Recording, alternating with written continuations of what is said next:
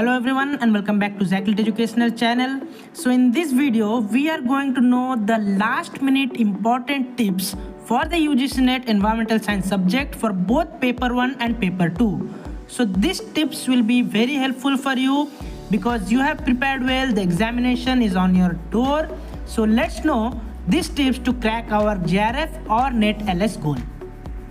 So first thing is, after coming from the examination, the many people will be telling that paper was very tough, sir. Yes, this reply will be coming from many students because of two reasons. Number one is lack of proper preparation, and number two is the major reason, unawareness of the 30-50-20 rule. Yes, most of you will not be knowing about this 30-50-20 rule. Because of that, you would have done terrible in your examination. So you should know this rule so that to avoid that saying that paper was very tough, sir. So what is this 30-50-20 rule? This rule is from the last few examinations which we have seen for the UGC NET environmental science subject. This is what it consists of: 30%, 50% and 20% of different types of questions. 30% will be easy and direct question. So little bit of time it will take, it will not consume. If you know the concept, definitely you will hit the answer and you will get the full marks.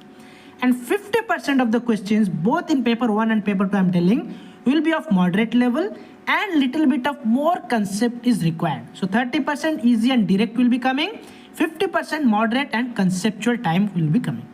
And this 20% will be of difficult and combined type. Combined type means they will combine 2 units or 3 units and then the question will be coming from that. You will be thinking that this is coming from out of the box, but that question will be the combination of 2 different units and it will be shaping into a very difficult ones. So what you will do in this scenario?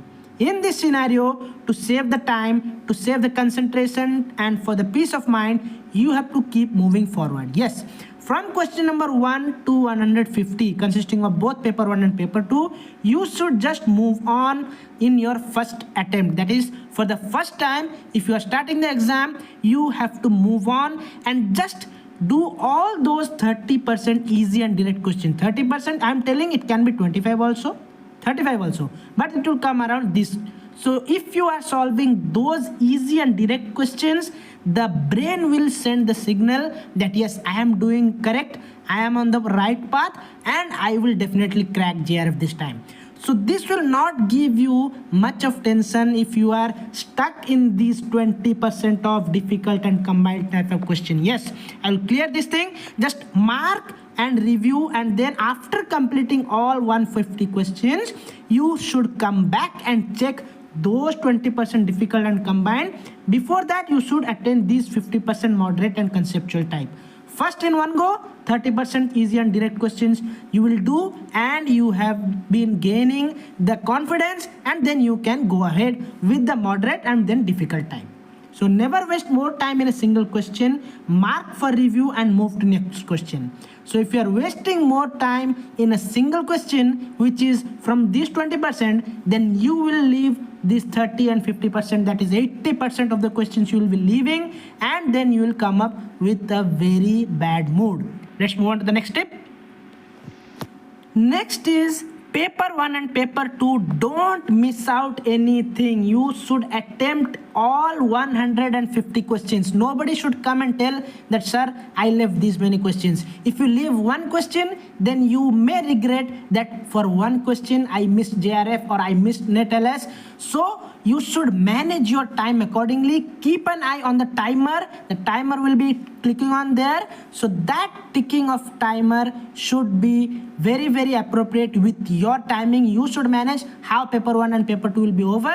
So don't miss out anything. Attempt all 150 questions, no matter how many questions you are doing correctly or not, because guesswork sometimes also work. So you should attempt all 150 questions and come from the examination hall. Next is data interpretation and reading comprehension. Nowadays in paper 2 also we are having reading comprehension in the environmental science. So paper 1, data interpretation. So out of the 5 questions in data interpretation, 1 or 2 will be very difficult ones. I'm telling you from the past experience, if you're stuck in those one or two questions, solving those questions, then you will miss the easy ones. So here also trick lies. If you see some question in data interpretation is consuming more time, better to leave it or just guess that. And in reading comprehension, directly jump to the question. Some people will say, why to jump into the question? You should read the passage first. But here, time is important. Time is very important. Go directly to the questions and come to the passage then. And then you search the answers there. You will definitely get that if you are reading it sincerely. So first, go directly to the questions in the reading comprehension. Come back to the passage. No need to read all these things, because knowingly, intentionally, they will add some different types of sentences and paragraphs to take your time. So you should not be in their trap. And these two things, 10 questions in paper 1, at least 7 to 8 you should do it correctly.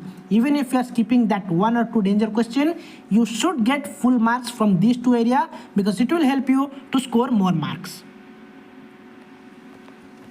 Now some of the smart tips I will be telling you. Smart tips is that in the match the following question, try to match the items which you know first and search in the option. If it matches, then no need to think for the other ones which you don't know. For example, in match the following A and B, if you know that A in something, some first thing is matching with the third one in the B, then check in the option where 1 is matching with the 3.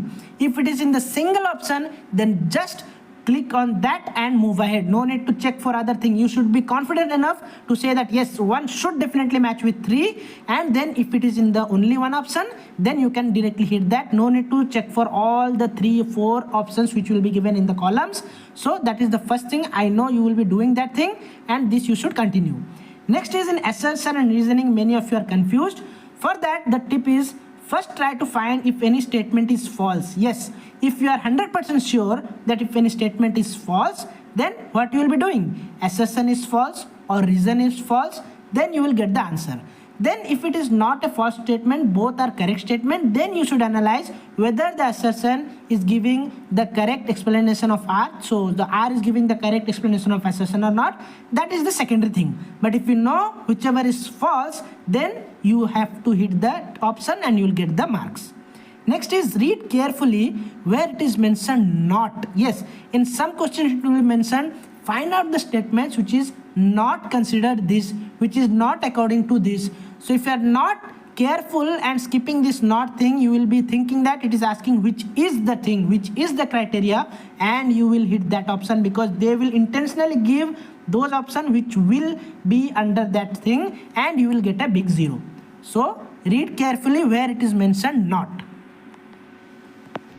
Next is clean and clear rough sheet. Yes, your rough sheet which you will be getting it from the invigilator, it should be clean and clear so that your brain will be also clear. It will not be a mess, and then easily you can solve the problem. If you can go back and check again also, you can do it easily. It is not that something here it will be there, here it will be there, here it will be there, and then you will be searching something and you will get something else. So your rough sheet should be clean and clear, neat and clean, so that no need of extra rough sheet also, because if you are doing it mess all over, then you will ask the invigilator, your time will be lapsed, and you will be in trouble. So make your rough sheet very clean and clear.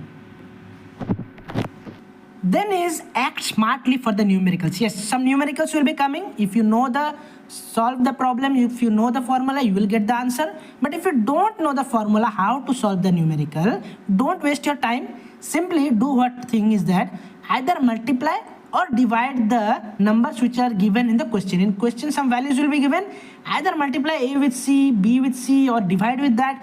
And if you get some value close to the values given in the option, just click on that and move ahead. You don't need to give much interest on those things and spend your time. So just either multiply them, divide them, and you will get certain value, and then hit that option and move ahead.